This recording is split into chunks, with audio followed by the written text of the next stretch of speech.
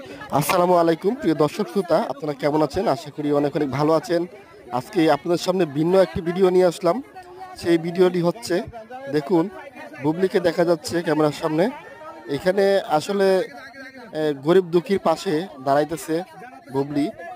ইসলামের পথে কাজ করছেন, ইসলামের পথে চলে আসছেন। আসলে বুবলির এই কাজটি অনেক ভালো লেগেছে।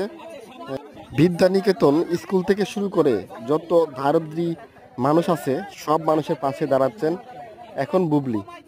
বুবলি সত্যি এই ভালো উদ্যোগটা নেওয়াতে দর্শকের অনেকটাই মনোযোগ কেড়ে নিবে বুবলি।